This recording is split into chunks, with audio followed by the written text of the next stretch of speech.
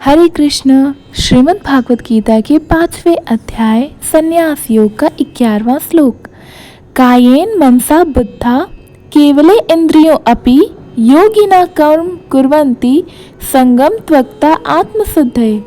इस श्लोक का भावार्थ है कि योगी जन शरीर, मन, बुद्धि और केवल इंद्रियों से कर्म करते हैं, पर आसक्ति का त्याग कर वे सभी कर्म केवल आत्मा की शुद्धि के लिए करते हैं। सच्चे योगी संसार में रहते हुए भी कर्म करते हैं, लेकिन उनका उद्देश्य आसक्ति या फल नहीं बल्कि आत्मशुद्धि होता है।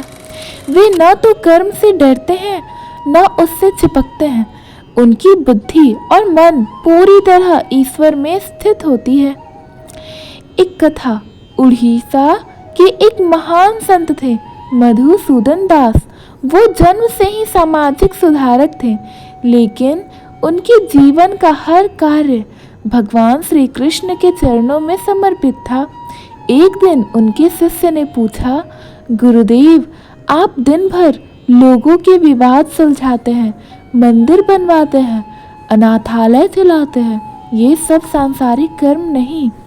मधुसूदन जी मुस्कुराए और बोले, शरीर से मैं कार्य करता हूँ, मन से मैं श्री कृष्ण का ध्यान करता हूँ, बुद्धि से यह समझता हूँ कि मैं केवल निमित्त हूँ और इन इंद्रियों से केवल सेवा का यंत्र बना रहा हूँ। यह सब मेरे लिए आत्मा की सफाई है, ईश्वर का ध्यान है, मोक्ष की सीढ़ी है।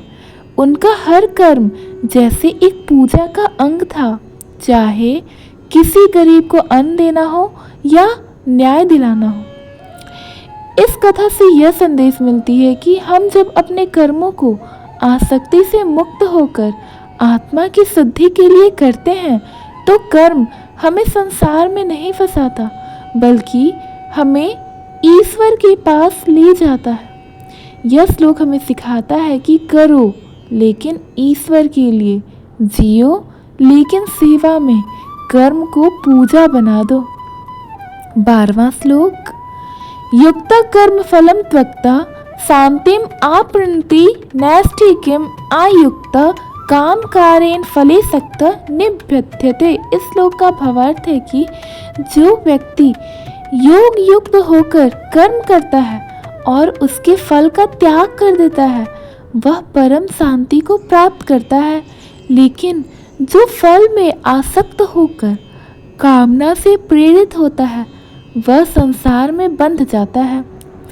त्याग और भक्ति से किया गया कर्म हमें शांति देता है, लेकिन इच्छा और लालच से किया गया कर्म हमें बंधन में डालता है। श्रीमद् भागवत गीता सिखाती है कि कर्म करते रहो, लेकिन फल की चिंता मत करो, क्योंकि वही सच्चा योग है। एक कथा। बहुत समय पहले एक महान राजा थे, जिनके सेनापति का नाम था बलराज। बलराज नित्य युद्ध करता था, लेकिन कभी भी विजय का गर्व या हार का दुख नहीं करता था। राजा को यह बहुत आश्चर्यजनक लगता था। एक दिन राजा ने पूछा, बलराज, तुम युद्ध में जान लगा देते हो, परंतु न जीत से प्रसन्न होते हो और न हार से विचलित होते हो, इसका रहस्य क्या है? बलराज ने झुककर उत्तर दिया, राजन, मैं हर युद्ध से पहले श्री कृष्ण की प्रार्थना करता हूँ। हे प्रभु, मैं केवल निमित्त हूँ, आपके आदेश से युद्ध कर रहा हूँ। जो फल होगा वह आपका प्रसाद होगा, इसलिए मैं केवल अपना कर्तव्य निभाता हूँ, फल की अपेक्षा नहीं करता। राजा ने समझा, यही है सच्चा योगी, जो संसार में रहते हुए भी फल की आशा करता न है, न कामना से प्रेरित होता है। ऐसा व्यक्ति ही जीवन में परम शांति प्राप्त कर पाता है।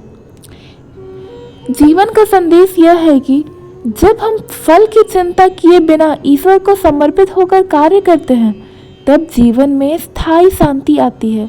इच्छाओं और आसक्ति से किया गया कोई भी काम बंधन बन जाता है। इसलिए कर्म करो, पर फल प्रभु को सौंप दो। श्री कृष्ण कहते हैं, शांति चाहिए तो फल छोड़ दो, मैं हूं ना। धन्यवाद। अगर आपको ये दोनों श्लोक का अर्थ समझ में आया तो प्लीज़ हमारी वीडियो को लाइक करें, अपने फ्रेंड्स फैमिलीज़ के पास शेयर करें और नए हैं तो सब्सक्राइब करना ना भूलें। राधे राधे, हरे कृष्ण।